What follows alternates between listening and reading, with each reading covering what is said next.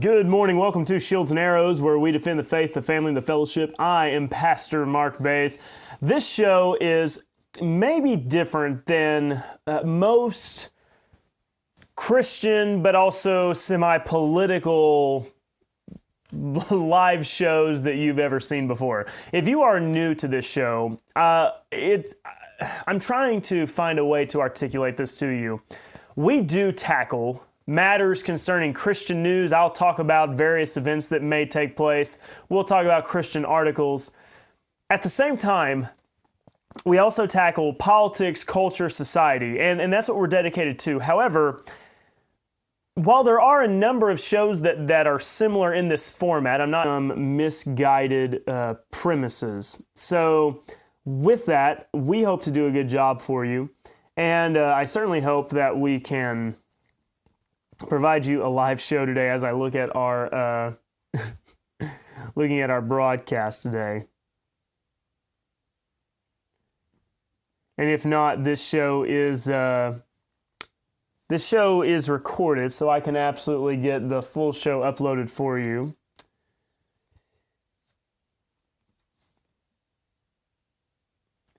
But with that, I'm just going to start the show, and we'll see if everything can catch up. Whether or not that happens, we can edit the show, we can get it uploaded. But right now, it's definitely acting like it is wanting to shut down on me. Full stop here. We'll give it just a second.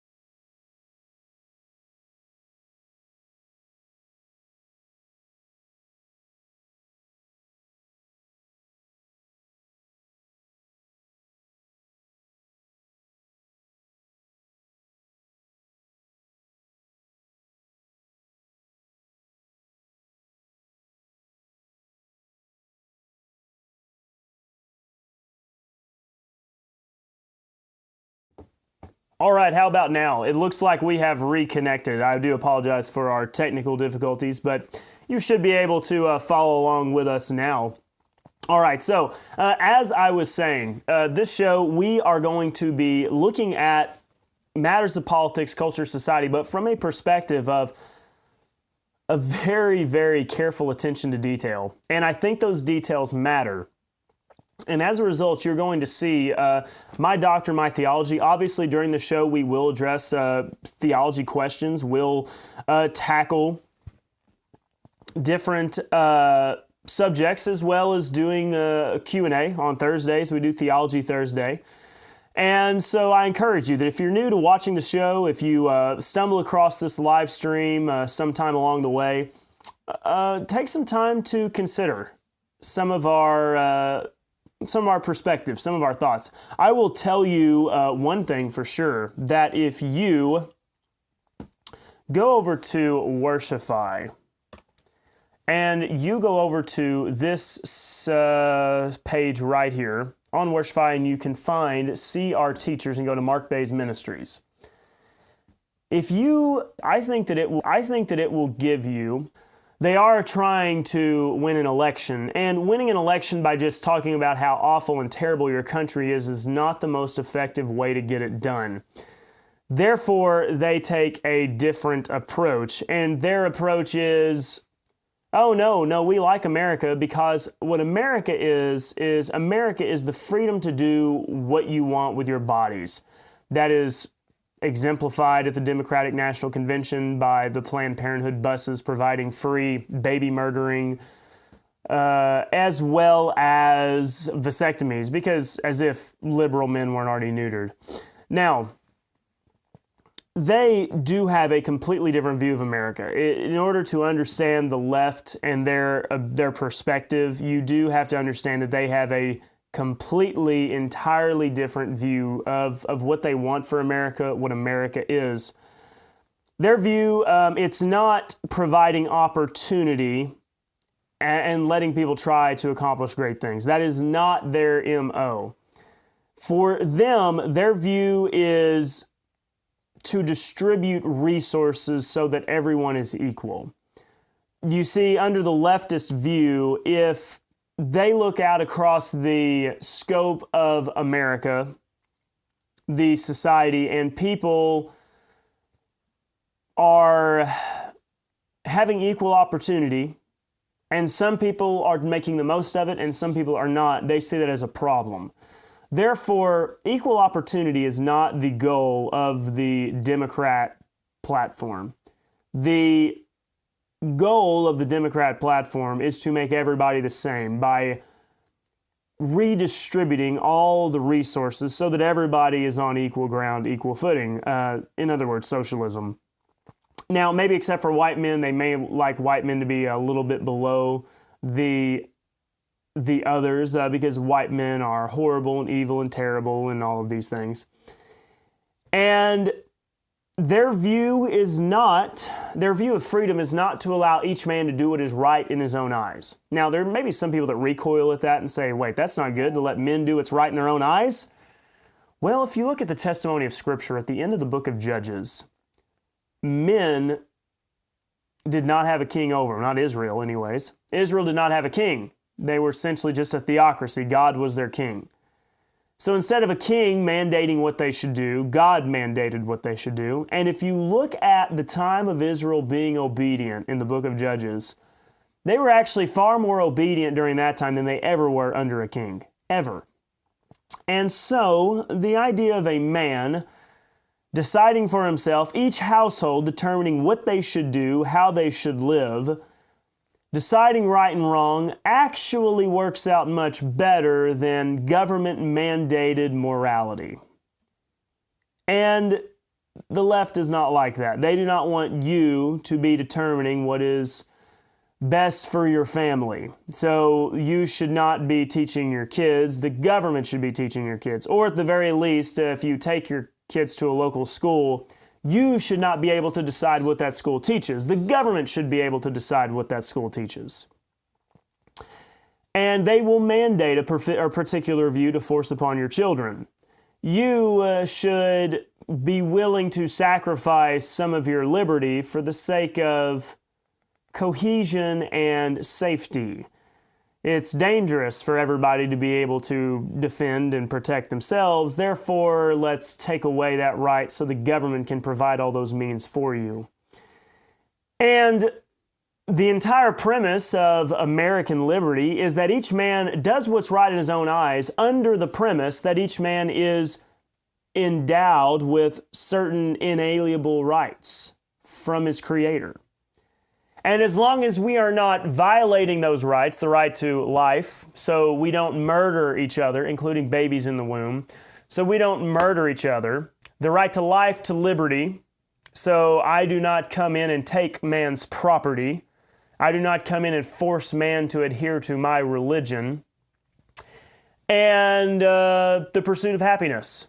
I'm not going to force a man to give up something that would force him to be miserable, for example. Now, we have to think about this in a practical state. The truth is, all those things were tied to a sense of a creator, of a God, of absolute morality.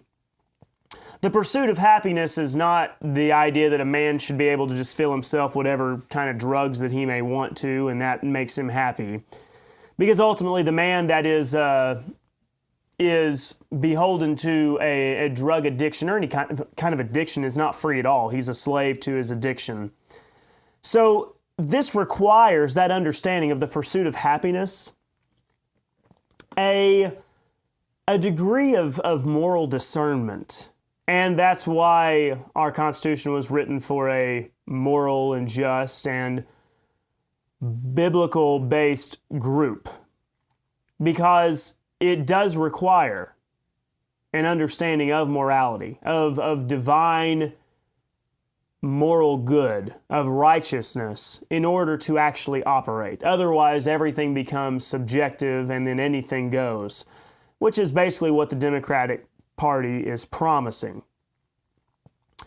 So they are going to mandate a particular view, and they will force it upon you and your children, and you will all be on equal footing, right? And no man will be able to pursue his own views, because he'll be sure that the government keeps him in line. That is the view that the Democrats have for America. At the end of the day, they have their worldview, and they are going to force it upon you. The truth is, America accounts for a wide range of different worldviews. It is one of the few countries in which Protestants, Catholics, and Jews were able to live together in harmony for the most part, as well as others as well. When the Chinese came over and they were tolerated, not saying they were always treated perfectly, but I don't think every group was treated perfectly. The Irish actually faced a lot of bigotry to a degree. So the American idea is our society is built upon these biblical principles, but as long as you are not going to be in violation of them and bringing others under your own perspectives that would violate the principles of which this nation was founded, we are going to leave you alone. And yet that's not what the Democratic Party wants. The reality is they want a world in which you are going to adhere to their own progressive religion. It is a religion. They may claim to be secular. They may claim to be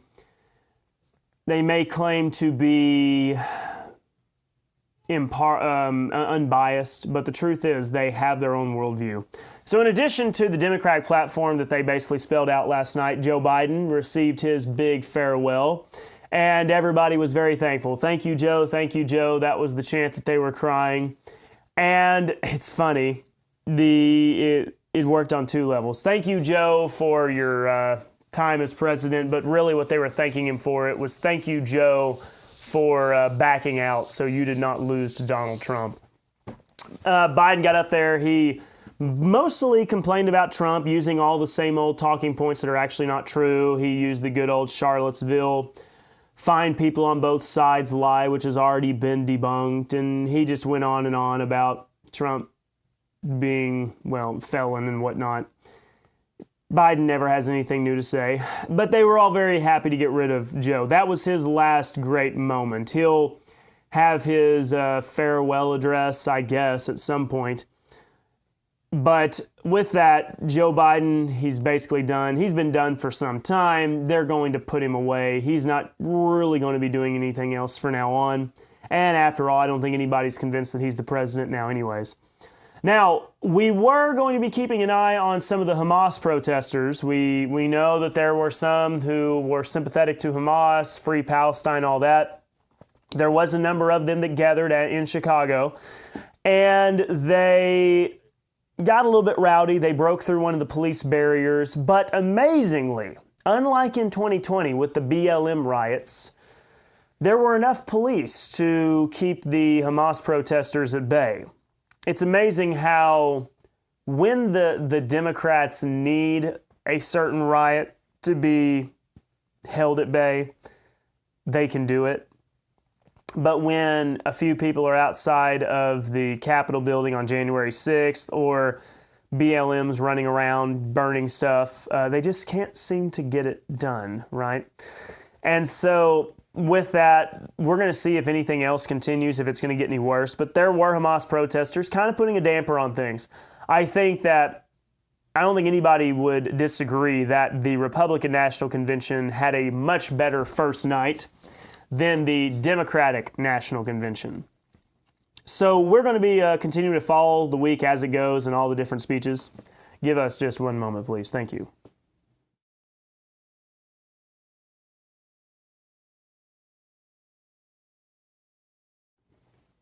All right, we're now back.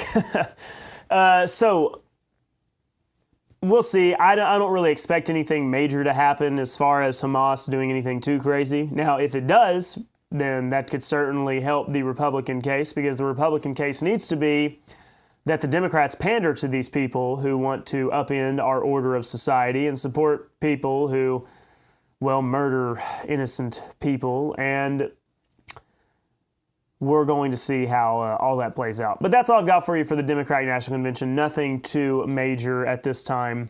We know that Kamala's going to come out with her big speech on Thursday night, and we'll see what kind of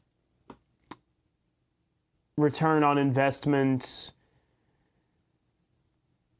unburdened by what has been coconut tree comments that she may make.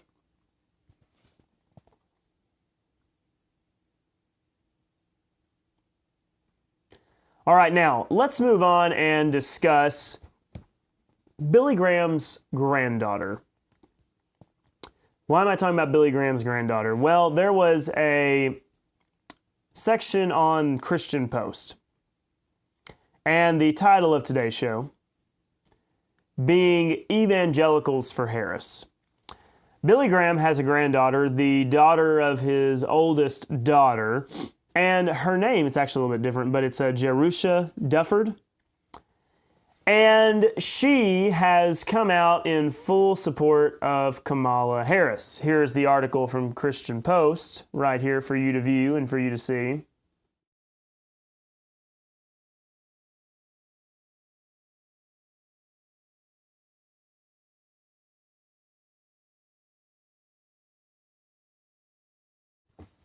And so we're going to take a look at this article.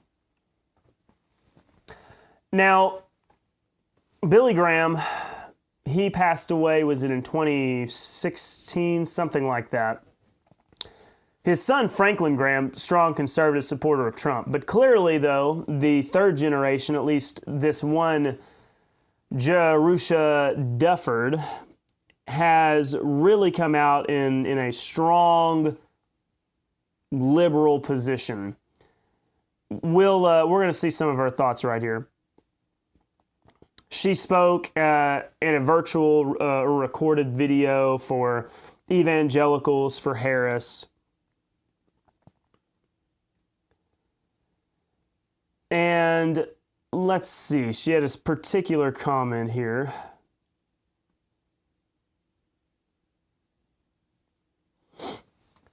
Here's what she has to say regarding Trump. In 2016, when a man bragged about assaulting women, various leaders of my faith then propped up this man as a poster boy for godly manhood and leadership, she continued. This broke my heart, as I have watched, quite frankly, for the last 8 years. People who were curious about Jesus and his teachings have done a 180 and walked in the other direction from my faith. So her big complaint about Trump is because there are evangelical leaders who support Trump, it is causing people who are curious about Jesus to walk away because he bragged about assaulting women. That's not exactly what Trump was saying. Just like Joe Biden, it seems like Jerusha here is taking the words of Trump out of context. I'm not saying what he said was very good, but it's not exactly what he said. Let me start out by saying there is some truth to her claim. I will say that once Trump started gaining momentum in the presidential race and people started to consolidate behind him, there was a number of people who were under the premise or speaking as if Donald Trump was God's gift to men. And to this day, there's a number of people that essentially hold the view that God's hand is on Trump. He's been divinely appointed as this great unifying figure for America. I am someone who says we should not be looking to our politicians to be our moral leaders. I do not look to the president to show me the example of what a good Christian man should be. I would hope my president is a good Christian biblical man, but that's not really his job, is it? His job is to enact policies, carry out and exercise the executive power to secure the blessings of liberty in our country, to protect the country against all enemies, and that's about it. It's not to teach a Sunday school class. It's not to be the perfect example of an upright member of society. Because the truth is, we've had a lot of presidents that were not exactly upright members of society. So I will say that it is a mistake by some who try to prop up Trump as this great exemplar of Christian ethics. At the same time, I'm going to say what I just said. We don't look to our presidents to be our moral examples. Our politicians have the job of carrying out government. The doings of government, laws, and the rest. Budgets and whatnot. If you are so focused on the individual person as a politician that you cannot realize the policies, that's a serious problem with your own worldview.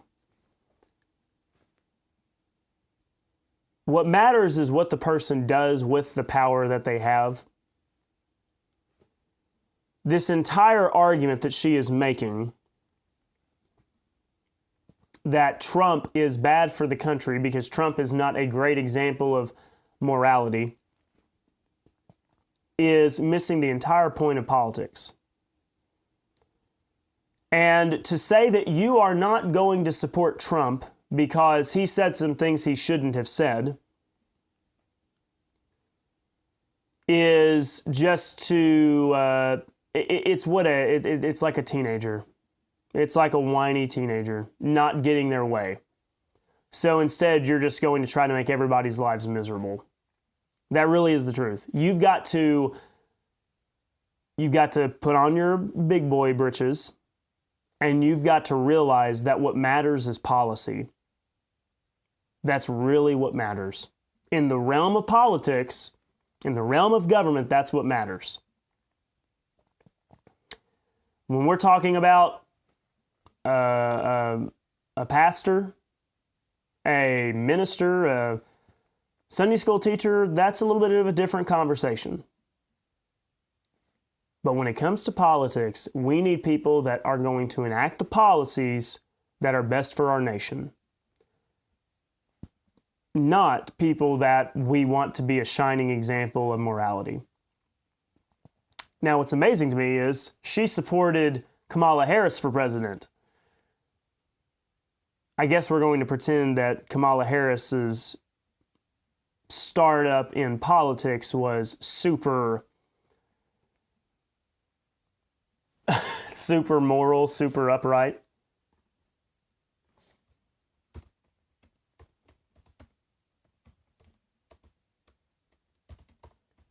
I'll just show you for the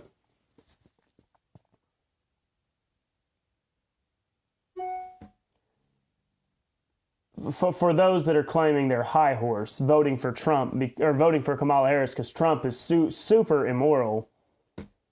There was this whole deal with Kamala Harris and Willie Brown.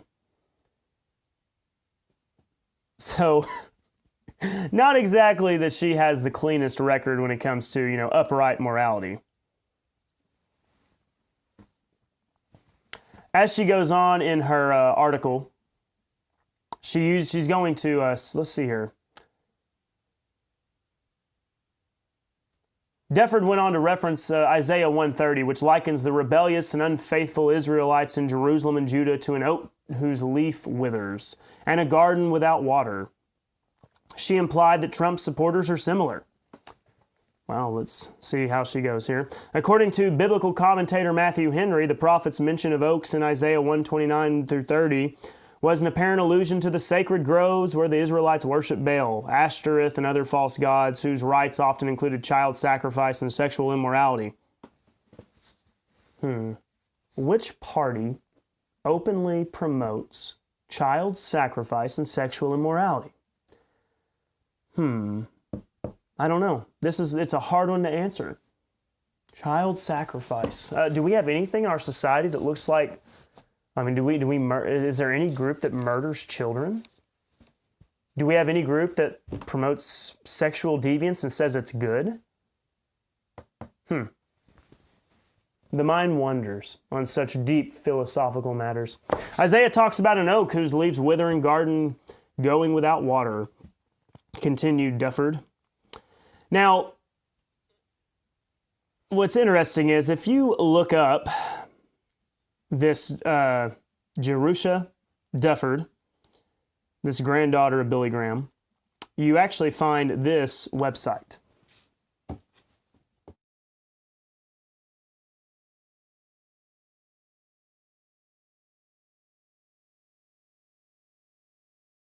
And as you go down, she's a licensed professional counselor.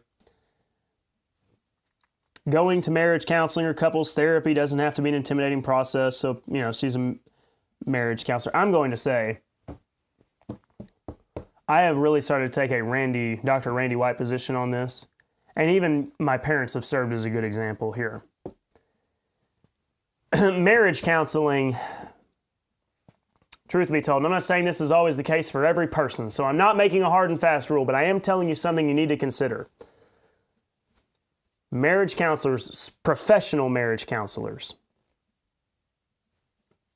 most of the time you're not going to get anything out of it. Not at all. From people I've talked to, people I know personally that have done marriage counseling, from professional counseling, you are not going to get anything out of it. I'm not saying it's a hard and fast rule, but I'm saying it's an observation that I believe I can support with a lot of evidence.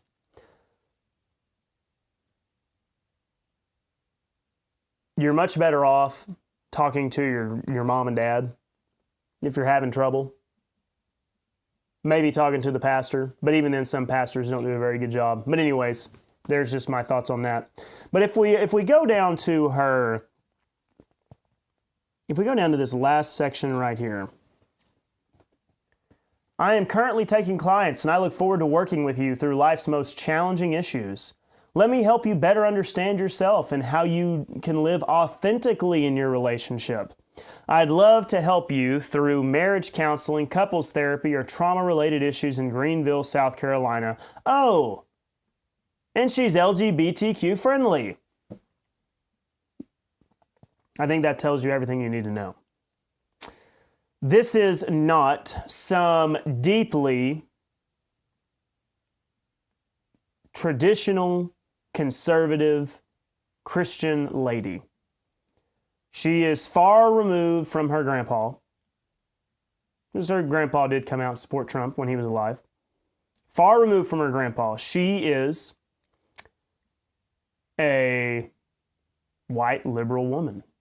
That's what she is. She's bought into all the counseling, LGBTQ plus friendly, because Christians are so mean.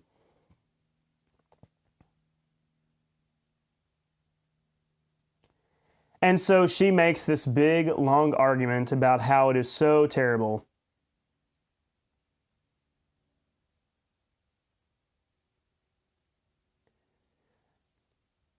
She says it seems that the only evangelical leaders to speak up praise the president with no mention of his behavior that is antithetical to the Jesus we serve, she wrote at the time. The entire world has watched the term evangelical become synonymous with hypocrisy and disingenuousness. I'm not saying there aren't some pastors who did make the mistake of trying to make Trump to be something that he's not. But I will say from what I've seen, I've never argued to you that Trump is a great example of what a Christian man should be. What I have argued is this is a man that believes in securing our country, peace through strength, having a strong military to where nobody will mess with us, and he doesn't want to force the churches to align with a particular agenda, as opposed to the Democrats, whereas if you get up and you say that men are women, they would very much like to find a way to shut your church down. They would love it. They would love it. So the reason why we like Trump is because Trump actually believes in the principles of the American Constitution. Not that he's perfect, both in his policy. Okay, the other day he mentioned he wants a lot more people to be able to come in, but they need to come in legally. I don't want anybody coming in. I think we've got enough. I think we can close down immigration and we can just start building our own population. People need to have more babies, and we'll be just fine. But we are not concerned with his comings and goings in his personal life. We're not. Because it's not, that is not pertinent to his job. Now, it could affect him. I think that the more morally you live, probably the fewer problems you're going to deal with. But when it comes to him doing the job of the president, that doesn't really matter. And I know that's a hard pill for some people to swallow, but that is the case. So, with Jerusha, whatever her name is, Dufford, she's up here on her high horse. Obviously, she signed a letter here in the article, says blaming the January 6th riot at the U.S. Capitol on Christian nationalism. And she says it's antithetical to the teachings of Jesus. I highly doubt that she has any idea about what Jesus' teachings really were. For her, probably Jesus was a social justice warrior.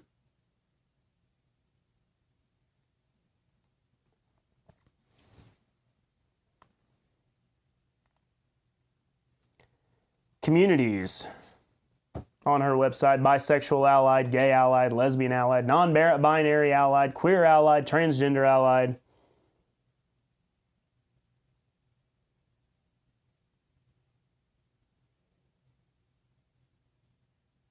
But she is super, super righteous. Just like Jesus, because Jesus would have helped those LGBTQ people. Not help them in the sense of tell them they're confused, but loved them. Let them be their authentic selves. And unfortunately, there are a lot of evangelicals for Harris. The left is convinced that the evangelicals are in our camp, and I think some people on the right are convinced that evangelicals are in our camp. You cannot count on that. Not everybody is as conservative as we are over here at Shields and Arrows.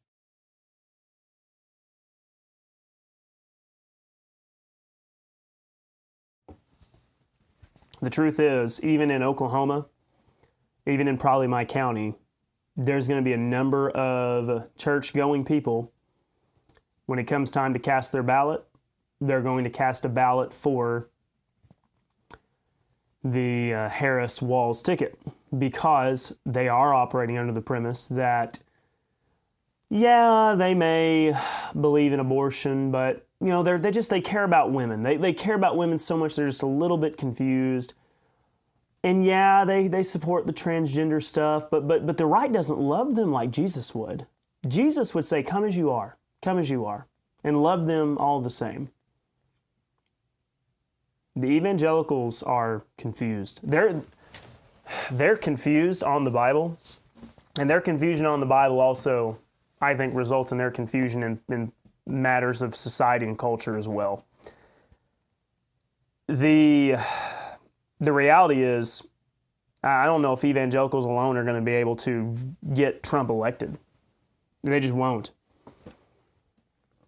David Platt, do you think David Platt's going to cast his vote for Trump? Don't count on it.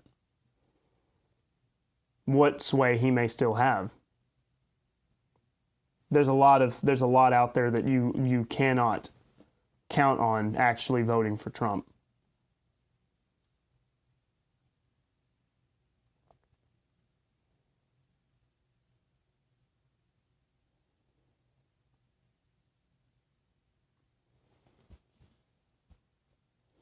Chuck says, when you have time, Mark, read the book Shepherds for Sale. I do need to get to that. I will order it, and I will read it soon. I want to. We'll be surprised, and you'll be surprised by who all, including the big EV association, support things that you wouldn't agree with. Kristen says, I don't need my political leaders to teach me the Bible, just like I don't need my pastor to run the economy. No offense, Mark. I'm sure you'd be great at it. Let's see here. If I was to enact policies for the economy, the first thing I would do is a flat tax of 15%, I guess. Just no land tax. Because the truth is, if you have to pay a land tax, you don't really own that land. You're just leasing it from the government, because if you don't pay your land tax, they're just going to take it from you. So at the end of the year, whatever your earnings are, 15%. All right? So make $100,000, it's $15,000, right? I know it stinks, but I guess we do have to have roads and military. I like a strong military. How else are we going to pay for the military? So 15%, there you go. All right, $100,000 a year between you and the missus, or just you, and $15,000, there you go. That's the first thing I would do regarding the economy. We would get rid of all these ridiculous green policies that prevent people from building certain places and running certain operations, to where it'd make it a lot more affordable, to where you don't have to pay all these different organizations to get the approval. That's all absurd. We would be relatively, free in our trading. We'll trade, if we want to. We can trade. I don't see a problem with that. Trading's been going on for a long time. We do need to have some things in America. Like, we need to be sure that, like, if China decides to cut us off, that we've got what we need. Let's see, what else would I do for the economy? We got to get rid of all these government programs. And I know, and this is a tough one, and this is where some people may not like me, and it's kind of be careful not to touch. But Social Security is going to crash eventually. It just is. It's kind of a scheme. Like, there's people that enjoy it right now, and I know you were paying into it. Social Security is a problem. We'll have to do something. What else on our economy? Of course, it's broad. I don't know how far we want to take this, though. But we got to get rid of all these different government programs. We got to stop all this extra government spending to make our dollars worth something, to where inflation goes down. We're not just injecting money into the economy all the time. We would stop bailing out all the big businesses, just propping them up. There'd be a lot of colleges that would need to shut down, because a lot of colleges nowadays are almost worthless, or at least a lot of departments would be shut down, gender studies and whatnot. But with that, yeah, there's a lot of things that I would do. The flat 15% tax, though, that would be the big thing, I think, to get the economy fixed. We would shut down the border. We'd close it off. No more. No more immigration. Taking jobs. A burden on our economy.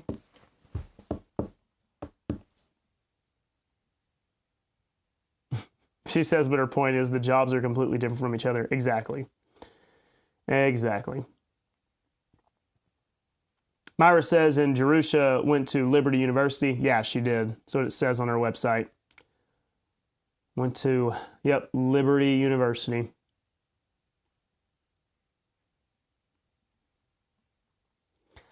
But unfortunately, there's a Jerusha in a church near you. They're out there. And they're growing in number. Because you have a lot of men who aren't the men of their house. And I would not be surprised if you don't have a lot of women, married women, voting different than their husbands. That would not surprise me at all. Because men don't have much of a backbone. And a lot of young men don't pay attention. They're too busy playing video games or worried about their favorite sports teams or whatever. And they don't even have a clue what's going on around them. All right, well, that brings us to an end of today's show. I know we were kind of rocky there, but hopefully the stream was managed to splice everything together enough to where you can follow along with us. Let's see here. Tomorrow we're going to be in our Philippians study. I'm going to be getting these things uploaded for you pretty soon. It's just going to take a little bit of time for me to get all that rolling. But follow along. We're going to get a Sunday school lesson uploaded today. We'll also hopefully get a sermon uploaded today with our new series. And what else do I have for you? Stay tuned. We're going to be working on details regarding a spring Bible conference. I've got to get that going because we're going to be there soon. I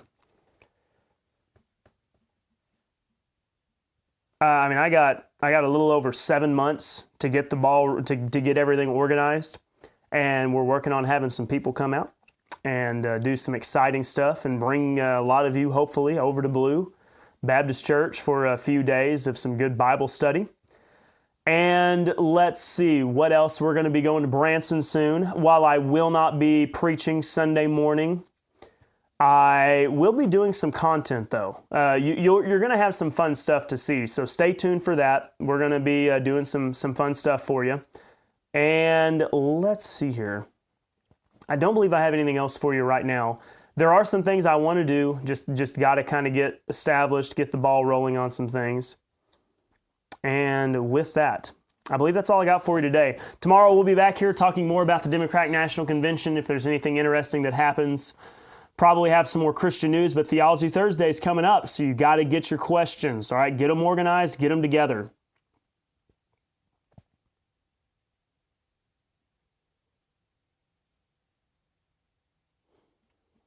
All right. Well, let me get our amazing dramatic exit music ready to go. And let's see here. Ready? This is Shields and Arrows. We defend the faith. We defend the family. We defend the fellowship. We are extremely conservative. We are not afraid to show it. And we're also extremely particular about the Bible. And we're going to take the hard positions because we got to stand on what the Word of God says. We are not going to parrot the traditions of men. We're going to study the Bible. That's our job. I'm Pastor Mark Baze. Go to markbazeministries.org. Thank you.